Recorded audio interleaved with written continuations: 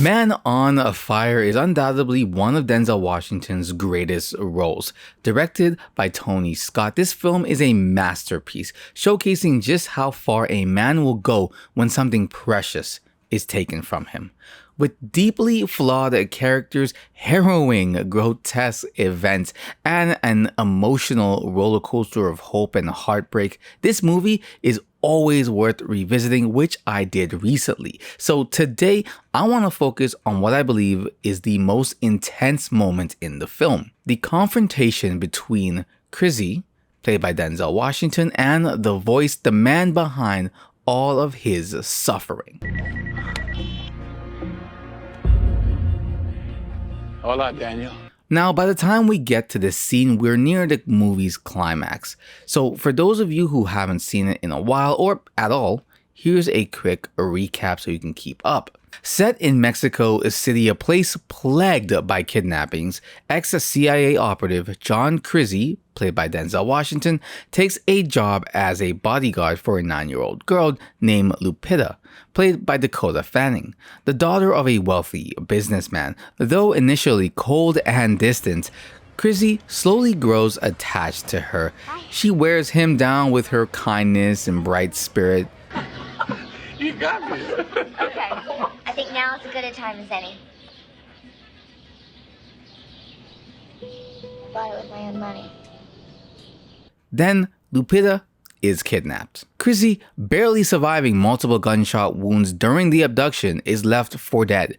But the moment he can stand, he sets out on a relentless mission to hunt down those responsible. Son. Just that crease. It's a mess. His path is brutal, taking down corrupt cops with bullets, dealing with American gangsters in Mexico. You're American, right? And so are you. Yeah. Get out of here. Where you from? I'm from New Jersey. You from New Jersey? Yeah. I'm from New Jersey. And even indirectly causing the death of Lupita's own father, who shockingly played a role in her kidnapping to pay off his debts. What a scumbag. You tell me what happened to my baby! Say it! Say it! Say it! I did it! I did it, Lisa! I agreed to the kidnapping! I did it for us! For the three of us! This leads Chrissy to the voice, the mastermind behind it all. Following a tip, he tracks down the voice's wife and brother at their home. Now, the voice isn't there when he arrives, but his brother is, and things quickly spiral into a violent game of cat and mouse.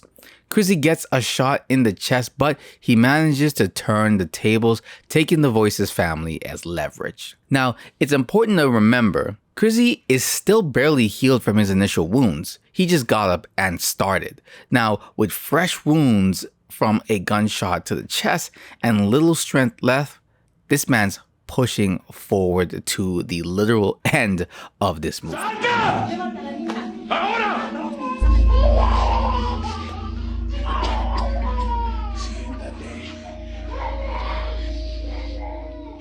¡Siéntate!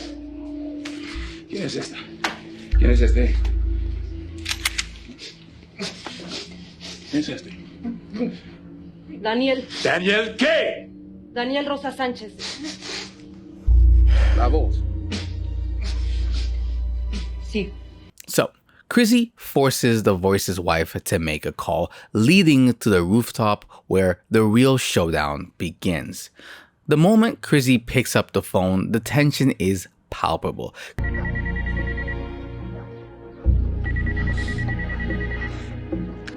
Hola, Daniel. Senor Chrissy. Yeah, I got your family here. Your brother doesn't look too good. Chrissy is in control. You can see it here, steady, composed. These shots are telling us about a man who's in his element, a man who's done playing games and is about to move his final piece for a checkmate. As soon as the voice speaks though, the choreography shifts. The camera becomes restless, chaotic, unable to sit still. This is letting us know that something's brewing. We see the voice but barely, now revealed as a man named Daniel. The camera slowly focuses on him, visually mirroring the realization dawning upon this man. His wife, his brother are in Chrissy's hands. Chrissy, the ultimate anti-hero in my opinion, isn't necessarily a bad man, but he's not a good one either. His actions in this moment, threatening a pregnant woman, sends a clear message: I'm not playing around.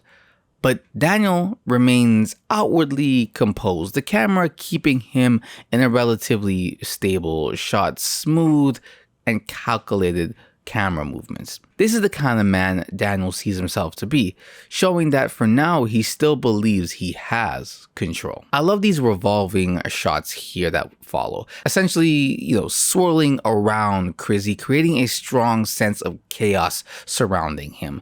The spinning camera reinforces that he is the eye of the storm, the source of the destruction unfolding. It's as if all the turmoil is radiating from him, building up to the moment he's about to unleash even more. Then chaos erupts. The cinematography explodes into frantic movements, flashes of white, screaming, crying. Whatever control Daniel thought he had, it's gone.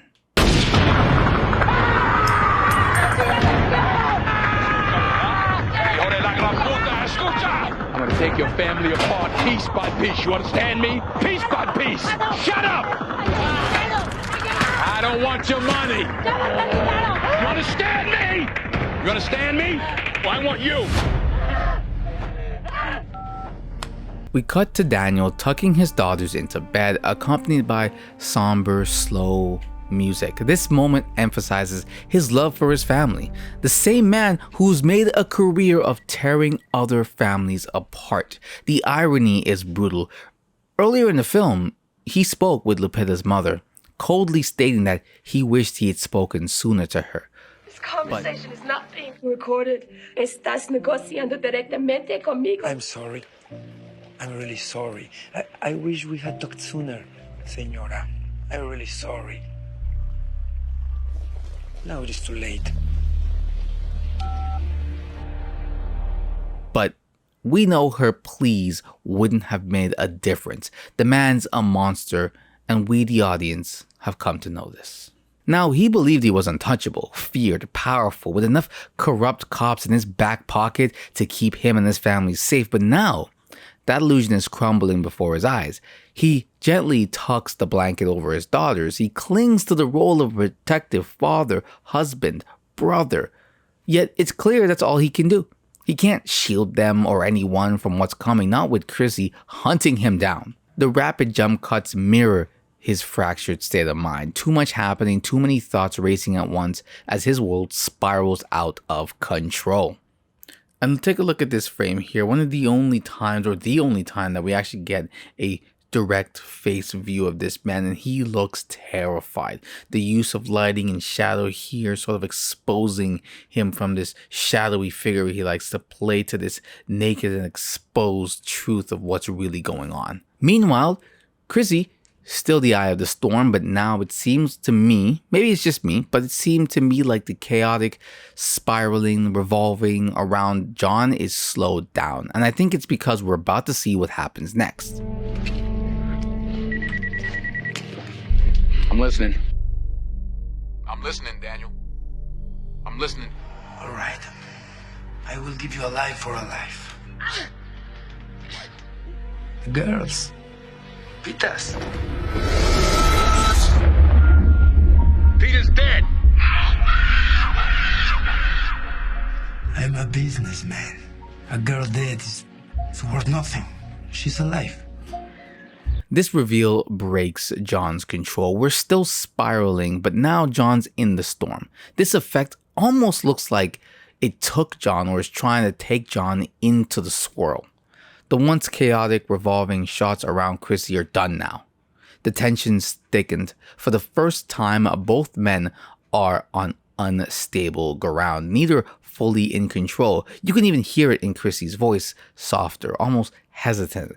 The camera steadies on him as he demands proof that Lupita is still alive. All of the shots very close, tight. They follow him everywhere he goes because we want to be with him as he goes through these thoughts, as he gives the reaction to just what this means. When Chrissy hears confirmation, his world shatters. Chaos returns to his frame, visually reflecting the storm in his mind as he processes what comes next. This scene is pure cinematic brilliance. The camera work, the pacing, and the performance make it one of the most intense standoffs in modern film, in my opinion. It's not just about revenge, it's about desperation, power, and the breaking point of two men who thought they had control. And that brings us to the end of the video. Like, comment, share, and until next time, what's your favorite scene from Man on Fire? Okay. Okay.